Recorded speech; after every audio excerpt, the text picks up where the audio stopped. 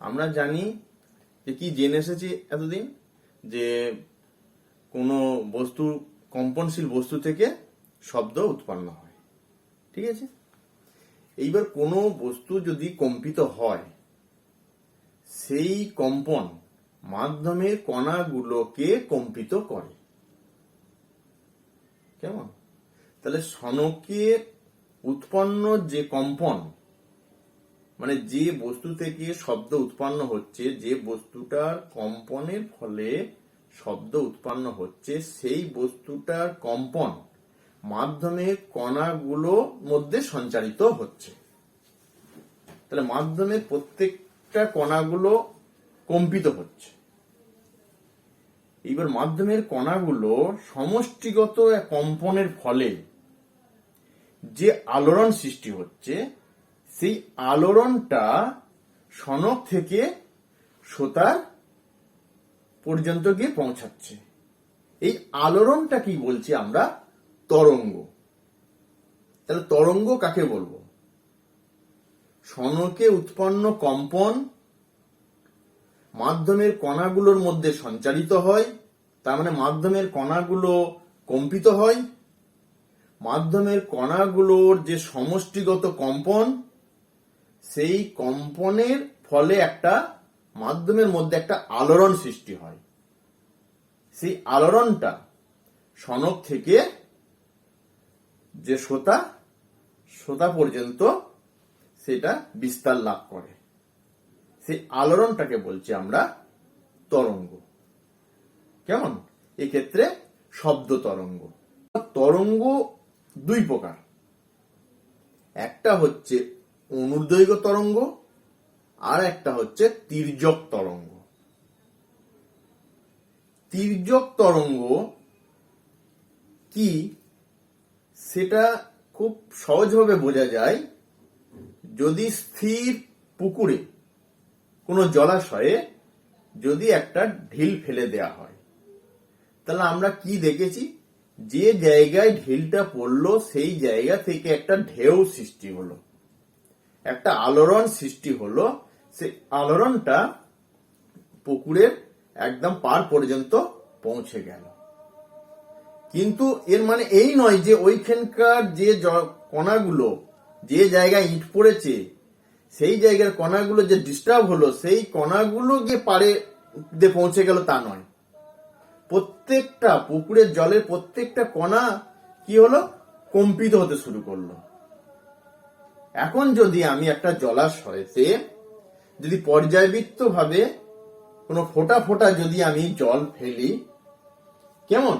তাহলে কিরকম দেখাবে? দেখ কেমন এই যে জলাশয়, কেমন এই জলাশয়ে যদি তোমার ফোঁটা ফোঁটা পর্যায়বৃত্ত ভাবে ফোঁটা ফোঁটা যদি জল ফেলো, তাহলে একটা দেখো কন্টিনিউয়াস ধারাবাহিক একটা ঢেউয়ের সৃষ্টি হয়েছে, একটা তরঙ্গের সৃষ্টি হয়েছে। কেমন? ধারাবাহিক ভাবে কিন্তু একটা তরঙ্গের সৃষ্টি হয়েছে। পর্যায়বৃত্ত মানে বল বলতে কি, যে নির্দিষ্ট সময়ের ব্যবধানে বারবার ওই জায়গাতে বল প্রয়োগ করা হচ্ছে, মানে ওই ফোঁটা ফোঁটা জল ফেলা হচ্ছে নির্দিষ্ট সময়ের ব্যবধানে, বারবার পড়ছে। কেমন? বারবার পড়ার ফলে ওইখানে কণাগুলো যে ডিস্টার্ব হচ্ছে, এইবার সেই পাশাপাশি কণাগুলোর মধ্যে সেই ডিস্টার্বটা তার মধ্যে পৌঁছে যাচ্ছে। যেহেতু মাধ্যমের জলের কণাগুলো পরস্পরের মধ্যে একটা আকর্ষণ বল আছে, যেটাকে বলি আমরা সংশক্তি বল। হ্যাঁ, একই পদার্থের অণুগুলোর মধ্যে যে আকর্ষণ বল, যে আকর্ষণকে বলছে সংশক্তি বল। এই সংশক্তি বলের জন্য আর কি, জলের স্থিতিস্থাপকতার জন্য এবং জলের জাড্য ধর্ম, এই তিনটের জন্য কেমন কণাগুলো কি হয়, যে সেই একটা কণার মধ্যে যে কম্পন সঞ্চারিত হয়েছে, পাশের কণাগুলোর মধ্যে সেই কম্পনটা সঞ্চারিত হয়।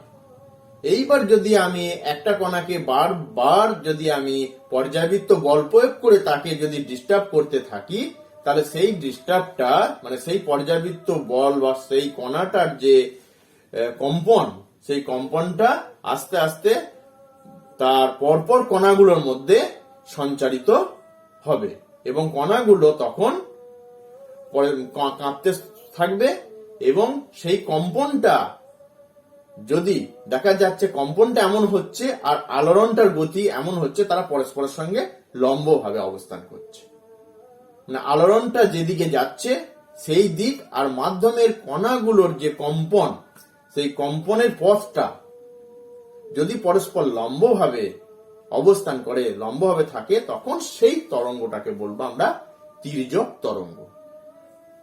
ঠিক আছে, আরো একটা সহজভাবে বোঝা যায়, একটা দড়ি নিলে দড়ির এক প্রান্ত দেওয়ালের একটা আংটার সঙ্গে সংযুক্ত করলে এবং সেই দড়িটাকে অনুভূমিকভাবে টান করে দড়ির সঙ্গে লম্বভাবে হাতটাকে নাড়ালে একবার, মানে একটা আলোড়ন সৃষ্টি করলে দেখা যাবে যে একটা আলোড়ন দড়ির এক প্রান্তে তুমি আলোড়নটা সৃষ্টি করেছিলে কিন্তু অপর প্রান্তে সেই আলোড়নটা পৌঁছে গেল, দেয়ালের যে প্রান্তে আংটা রয়েছে সেই প্রান্তে আলোড়নটা পৌঁছে গেল। এইবার তুমি একটা দড়ি নিয়ে বারবার তুমি যদি ওঠানো নামানো করো, তার মানে দড়ির একটা প্রান্তে বারবার তুমি পর্যাবৃত্ত বল প্রয়োগ করছো, ওঠাচ্ছ নামাচ্ছ, ওঠাচ্ছ নামাচ্ছ।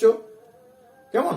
পর্যাবৃত্ত বল যদি বারবার প্রয়োগ করো তাহলে সেই অণুটার মধ্যে যে পর্যাবৃত্ত বল প্রয়োগ করেছো সেই দড়ির প্রত্যেকটা অণুর মধ্যে প্রথম অণুটা, যে অণুটার উপর পর্যাবৃত্ত বল প্রয়োগ করেছো সেই অণুটার মধ্যে যে দোলন সৃষ্টি হয়েছে, মানে যে কম্পন সৃষ্টি হয়েছে, সেই কম্পনটা দড়ির প্রত্যেকটা অণুর মধ্যে সঞ্চারিত হচ্ছে এবং একটা আলোড়ন সৃষ্টি হচ্ছে।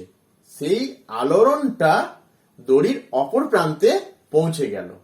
এক্ষেত্রে কি হলো, দেখা যাবে যে কণাগুলোর যে কম্পন, সেই কম্পনের পথ মানে উপর নিচে উলম্ব ভাবে, আর আলোড়নটা যেভাবে যাচ্ছে তার গতি পরস্পর লম্ব হবে। এই রকম যদি তরঙ্গ হয় সেই তরঙ্গকে আমরা বলবো তির্যক তরঙ্গ। কেমন? এইবার দেখো, এইখানে আমি যে দড়ির একটা প্রান্তে আমি যে পর্যাবৃত্ত বল প্রয়োগ করছি সেই আলোড়নটা কিভাবে একটা কণা থেকে আরেকটা কণায় সঞ্চারিত হচ্ছে সেইটা আমরা পরিষ্কার এখানে দেখতে পাবো। কেমন? আমি যদি এখন এই প্রান্তে এই কণাটার উপরে যদি আমি একটা পর্যাবৃত্ত বল প্রয়োগ করি, এই কণাটার উপরে, এই কণাটার উপরে যদি পর্যাবৃত্ত বল প্রয়োগ করি, কেমন? একবার পর্যাবৃত্ত বল প্রয়োগ করলাম মানে একটা কম্পন সম্পূর্ণ করব। তাহলে এ কণাকে একটা কম্পন যদি সম্পূর্ণ করি তাহলে ওই কণার মধ্যে যে কম্পনটা, সেই কম্পনটা ওই সময়ের মধ্যে বাকি কণাগুলোর মধ্যে কিভাবে সঞ্চারিত হচ্ছে বা সেই কণাগুলোর অবস্থান কি রকম হচ্ছে সেইটা একটু আমরা জানার চেষ্টা করি। কেমন? ধরো এই কণাটাকে আমি যে কম্পনে কম্পিত করেছি, মানে হাত দিয়ে যেটাকে কম্পিত করি বা যেভাবেই করি, সেই কম্পনের দোলনকালটাকে আমি ধরলাম টি। দোলনকাল বা পর্যায়কাল, পর্যায়কালটাকে টি ধরলাম। মানে কিরকম? একটা মধ্যাবস্থান, ধরো এই একবার গেলাম, এইখান থেকে স্টার্ট করেছি এই অবস্থান থেকে, এই গেছি, এই এসেছি, আবার এখানে পৌঁছালাম। তার মানে এইভাবে এই তুলেছি, এই নামিয়ে এই করে দড়িটাকে, কেমন? এইখানে আমার অবস্থান ছিল প্রাথমিক অবস্থান হাতের, এই উপর দিকে ঝাঁকালাম, নিচের দিকে নামিয়ে আবার এখানে করলাম, মানে একবার একটা সম্পূর্ণ কম্পন হলো। কেমন? যেটা এই কণাটার উপরে প্রয়োগ করেছে। তাহলে বাকি কণাগুলোর মধ্যে সেই কম্পনটা কিভাবে সঞ্চারিত হলো সেটা দেখব। কেমন?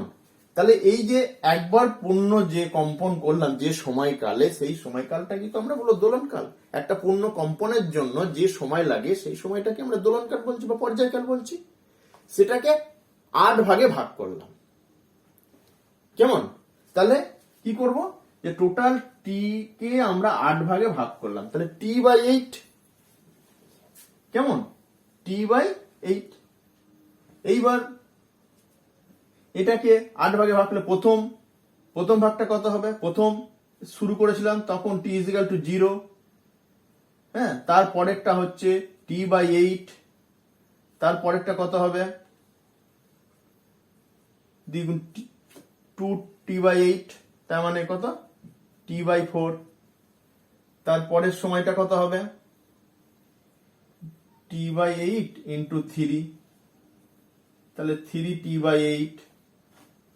মানে সমগ্র টি কে, মানে ওই দোলনকালটাকে 8টা ভাগে ভাগ করেছি। কেমন? এবার একটা ভাগে, মানে T=0 থেকে T/8, হ্যাঁ, T/8 থেকে তার পরে, হ্যাঁ, 2T/4 এই পর্যন্ত, এরকম পরপর যে সময়টা, সেই সময়টা কণাগুলোর কি অবস্থান সেটাকে আমরা দেখব। কেমন? এখানে যে কণাগুলো আছে দেখো, এ কণা। কেমন?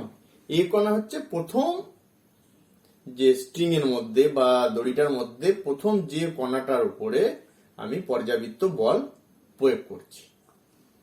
কেমন? সেই কণাটা হচ্ছে এ। ওই কণাটার মধ্যে কম্পন হবে, মানে আমি যে কম্পনে আমি কণাটাকে কম্পিত করবে, সেই কম্পনটা পরপর কণার মধ্যে কিভাবে সঞ্চারিত হবে। কেমন? তাহলে প্রথম এই কণাটায় T=0। কেমন? স্টার্টিং এ তখন আমি এই কণাটা এই অবস্থানে আছে, তাকে তার অভিমুখটা কোন দিকে হবে? ওপর দিকে। ধরো স্ট্রিংটাকে ওপর দিকে টেনেছি, তাহলে তার অভিমুখ ওপর দিকে হবে। ঠিক আছে? তারপরে এ তখন কোথায় পৌঁছে যাবে পরক্ষণে, মানে T/8 সময় পরে। কেমন? কিন্তু অভিমুখ ওপর দিকে থাকবে। তখন এই দ্বিতীয় কণার মধ্যে ওই কম্পনটা সঞ্চারিত হবে, তাহলে তার অভিমুখ ওপর দিকে হবে এবং পরের কণাগুলো যে অবস্থানে আছে সে অবস্থানে। ঠিক পরের T/8, কেমন? তার মানে T/4 সময়ে তখন কি হবে? এই কণাটা তখন এখানে পৌঁছে গেছে, কিন্তু তার অভিমুখ তখন নিচের দিকে। সে অবস্থায় তার অভিমুখ নিচের দিকে, তার তার টেন্স হচ্ছে নিচের দিকে নামতে থাকবে। তার হাতটা উপর দিকে তুলে এবার নামাচ্ছে। কেমন? তাহলে তখন এ কোথায় পৌঁছাবে? এখানে পরের কণাটা, কিন্তু তার অভিমুখ ওপর দিকে থাকবে। পরের কণাটার অভিমুখ ওই 2 নম্বর থেকে 3 নম্বর কণাটার মধ্যে তার কম্পন সঞ্চারিত হয়ে গেছে, তাহলে তার অভিমুখ ওপর দিকে। পরের কণাগুলো যে যে অবস্থানে আছে। কেমন? তার পরে T/8 সময় পরে, তাহলে এ কণাটা তখন কোথায় চলে এলো? এখানে চলে এলো। তাহলে তার অভিমুখ নিচের দিকে। পরের কণাটা এখানে পৌঁছে গেছে, কিন্তু তার অভিমুখ নিচের দিকে। তারপরের কণাটা এখানে পৌঁছে গেছে, তার অভিমুখ ওপর দিকে। এবং পরের কণার মধ্যে ওই কম্পন সঞ্চারিত হয়েছে, তার অভিমুখ উপর দিকে। এবং পরের কণাগুলো যে অবস্থায় আছে সেই অবস্থায় থাকলো। ঠিক আছে? এরপরে আবার T/8 সময় পরে, তার মানে T/2। কেমন? সেই সময় কি হবে? তখন প্রথম কণাটা এই অবস্থানে আসবে, মধ্য অবস্থানে এলো, কিন্তু তার অভিমুখ নিচের দিকে। ঠিক আছে? পরের কণাটা তখন এখানে নেমে এলো, কিন্তু তার অভিমুখ নিচের দিকে। পরের কণাটা উপর দিকে উঠবে, কিন্তু তার অভিমুখ নিচের দিকে থাকবে। তারপরের কোণাটা একটু উপর দিকে উঠলো, কিন্তু তার অভিমুখ উপর দিকে, এবং তারপরের কোণাটার মধ্যে ওই কম্পন সঞ্চারিত হবে, তার মানে তার সে ওপর দিকে যেতে চাইছে। কেমন? এবং পরের কণাগুলো যে অবস্থানে আছে সেই অবস্থানে রেখে দিলাম। ঠিক আছে, এইবার এর পরে আবার t/8 সময় পরে তার থেকে, তার মানে 5t/8 এই সময় পর প্রথম কণাটার অবস্থান কিন্তু এখানে চলে আসবে। তার মানে এ তখনও নিচের দিকে নামছে, অভিমুখ নিচের দিকে, এবং পরের কণাটা নিচের দিকে অভিমুখ কিন্তু মধ্য অবস্থানে এসেছে, এবং তারপরের কণাটা নেমে এসেছে কিন্তু তার অভিমুখ নিচের দিকে। এই কণাটা তখন এখানে পৌঁছেছে কিন্তু তার অভিমুখ নিচের দিকে। তারপরের কণাটা এখানে পৌঁছে গেছে, অভিমুখ উপর দিকে, এবং পরের কণার মধ্যে কম্পন সঞ্চারিত হয়েছে। বাকি কণাগুলো যে অবস্থায় আছে সেই অবস্থায় রইল। কেমন? ঠিক 5t/8 এর পরের t/8 সময় পরে, তার মানে কত? t = 3t/4। কেমন?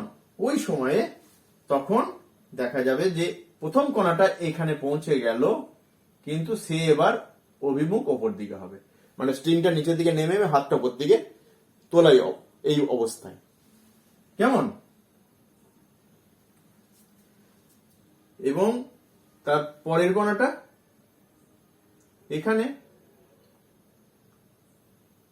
তার অভিমুখ নিচের দিকে। কেমন? তারপরের কণাটা এখানে নেমে আসবে, অভিমুখ নিচের দিকে। তারপরের কণাটা এখানে নেমে আসবে, অভিমুখ নিচের দিকে। তারপরের কণাটা 5 নম্বরটা, তখন 5 নম্বর কণাটা 4 নম্বরটা নিচে নেমে 5 নম্বর কণাটা এখানে পৌঁছে গেছে, তখন তার অভিমুখ নিচের দিকে। 6 নম্বর কণাটা তখন এখানে পৌঁছেছে কিন্তু তার অভিমুখ উপর দিকে। 7 নম্বর কণার মধ্যে কম্পন সঞ্চারিত হয়েছে, তার অভিমুখ উপর দিকে। পরের কণাগুলো এই অবস্থায় আছে। এরপর থেকে আবার t/8 সময় পরে কি হবে? এ কণার অবস্থান কোথায় হবে? এখানে, তার অভিমুখ উপর দিকে। পরের কণাটা এখানে কিন্তু তার অভিমুখ উপর দিকে। পরের কণাটা এখানে নেমে আসবে, তার অভিমুখ নিচের দিকে। পরের কণাটা মধ্য অবস্থায় নেমে আসবে কিন্তু তার অভিমুখ নিচের দিকে। তারপরের কণাটা এখানে নেমে আসবে, তার অভিমুখ নিচের দিকে। পরের কণাটা এখানে পৌঁছে যাবে, তার অভিমুখ নিচের দিকে। তারপরের কণাটা ছিল এখানে, উঠে যাবে কিন্তু অভিমুখ উপর দিকে। পরের কণাটার মধ্যে কম্পন সঞ্চারিত হবে, তার মানে তার অভিমুখ উপর দিকে। কেমন? এরপরে আবার t/8 সময় পরে, মানে একবার পূর্ণ দোলনকালের শেষ সময়টা। কেমন? তার মানে টি সময়ে কি হবে? তখন প্রথম কণাটা এই অবস্থায় পৌঁছালো, কেমন? তার অভিমুখ উপর দিকে হবে। পরের কণাটা এখানে পৌঁছালো, তার অভিমুখ উপর দিকে। তারপরেরটা এখানে পৌঁছালো, তার অভিমুখ উপর দিকে। তারপরেরটা এখানে পৌঁছেছে, তার অভিমুখ নিচের দিকে, এবং তার অবস্থান এইটা নিচের দিকে। তারপরে কোণাটা এখানে নেমে এসেছে অভিমুখ নিচের দিকে, তারপরের কণাটা ওপরে পৌঁছেছে কিন্তু তার অভিমুখ নিচের দিকে, এবং তারপরের কণাটা ওপরে পৌঁছেছে কিন্তু তার অভিমুখ এটা যেমন ছিল, এবং তার অভিমুখ কোন দিকে? উপর দিকে। তখন ঠিক পরবর্তী কণার মধ্যে কম্পন সঞ্চারিত হয়েছে কিন্তু তারও অভিমুখ ওপর দিকে। এইবার দেখো 1 2 3 4 5 6 7 8 9 9তম মানে ঠিক টি সময় কভার করার পরে যে এই কণাটা এই কণাটার মধ্যে দেখো সিমিলারিটি আছে। কেমন? এ যেদিকে কণাটার মুভমেন্ট যেদিকে, এর ঠিক সেই দিকে। তার মানে একবার এখন কি হলো, টোটাল একবার আমি যে পর্যাবৃত্ত বল প্রয়োগ করেছিলাম প্রথম কণার মধ্যে, একবার পর্যাবৃত্ত বল প্রয়োগ করে মানে একবার পূর্ণ দোলনকাল সম্পূর্ণ হওয়ার সঙ্গে সঙ্গে কি হলো, যে সেই কম্পনটা পরপর কণার মধ্যে সঞ্চারিত হয়ে ঠিক টি সময়ে মানে দোলনকাল সম্পন্ন তার অবস্থানটা এট এ গ্ল্যান্স সেই কণাগুলোর অবস্থানটা কি রকম হলো। প্রত্যেকটা কণা কিন্তু এইভাবে কন্টিনিউয়াস কিন্তু টি 2t 3t এইভাবে কিন্তু কম্পন হতে থাকবে, কেউ থামবে না আমি যদি কন্টিনিউয়াস পর্যাবৃত্ত বল প্রয়োগ করি। কিন্তু জাস্ট আমি একটা পূর্ণ যে কম্পন, সেই কম্পনের কি অবস্থা কণাগুলো সেইটা আমি দেখালাম। তাহলে কি দেখলাম দেখো, আমি যদি প্রথম থেকে যদি আমি সবকিছু আমি যদি জুড়ে জুড়ে দিই, কেমন? তাহলে এইটা এই অবস্থায়, কেমন?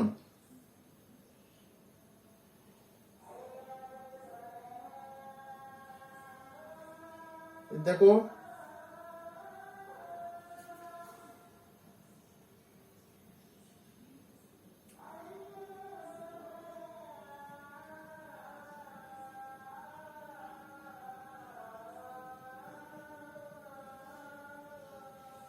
এই পজিশন, কেমন? এই কণার যে দশা মানে এই কণাটার অভিমুখ মধ্য অবস্থান যেদিকে, এই কণাটার সেদিকে, এই দুটো, তাহলে এই যে এই কণাটার দশা এই কণাটার মধ্যে যে আলোড়নটা এখান থেকে যে এখানে পৌঁছে গেল টি সময় পরে, কেমন? এই দূরত্বটাকে আমরা বলবো তরঙ্গ দৈর্ঘ্য। কেমন? তাহলে এই দূরত্বটা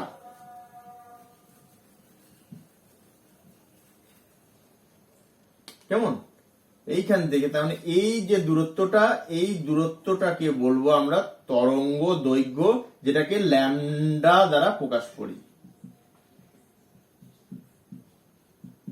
তরঙ্গ দৈর্ঘ্য। তাহলে তরঙ্গ দৈর্ঘ্যটা আমরা কাকে বলবো?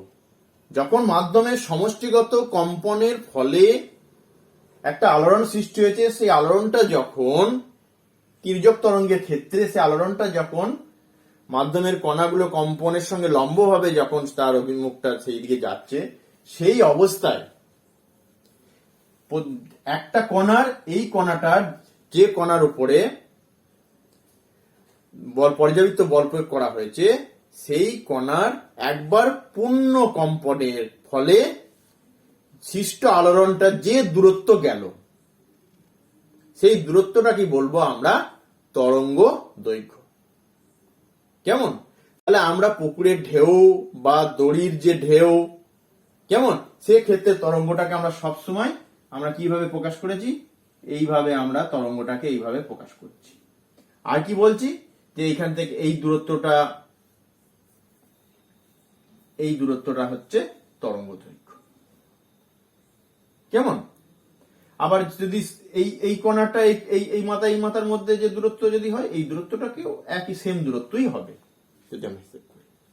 তাহলে এই দূরত্বটা তাহলে আমরা তরঙ্গের আকারে আমরা ছবিতে গ্রাফিক্সে দেখাচ্ছি যে ঢেউয়ের আকারে আমরা এইভাবে আঁকি, জাস্ট এটা তরঙ্গের একটা রিপ্রেজেন্টেশন। কেমন? যে কণাগুলোর গতি, তার দশা, তার অভিমুখ কোন দিকে, তাহলে প্রত্যেকটা কণা লম্বভাবে কাঁপতে থাকছে। কেমন? এবং একটা কণার সম্পূর্ণ কম্পনের ফলে সৃষ্ট আলোড়নটা যে দূরত্ব যাচ্ছে সেই দূরত্বটা কি বলবো আমরা? তরঙ্গ দৈর্ঘ্য। এইবার ভাবো, যদি যত টিটা মানে দোলনকালটা যত কম হবে, তার মানে কম্পনটা যত দ্রুত হবে। দোলনকালটা কম মানে কম্পনটা দ্রুত, একবার দ্রুত আলোড়নটা খুব দ্রুত, মানে কম্পনটা দ্রুত হলো। দ্রুত কম্পন হলো মানে 1 সেকেন্ডে কম্পনের সংখ্যা বেড়ে গেল, মানে কম্পাঙ্ক বাড়লো। তাহলে কম্পাঙ্ক যত বাড়বে, মানে কম্পনের সংখ্যা যত বাড়বে, তার মানে দোলনকালটা যত কমবে, তত দেখা যাবে কি হবে? তরঙ্গ দৈর্ঘ্যটাও কমবে, মানে এই দৈর্ঘ্যটা কাছাকাছি তত আসবে। কেমন? সেইভাবে T/8, টিটা যত কম হবে, তত যে গ্যাপটা হিসেবটা করেছি আমরা, সেই হিসেবটা আরো ক্ষুদ্র হবে সময়ের ব্যবধানটা। তার মানে দেখা যাবে যে সেই তরঙ্গ দৈর্ঘ্যটা আস্তে আস্তে এই তরঙ্গ দৈর্ঘ্যটা কমবে। কেমন? এই তরঙ্গ দৈর্ঘ্য এবং দোলনকাল, কম্পাঙ্ক, এর সম্পর্কটা আমরা পরে নির্ণয় করব। কেমন?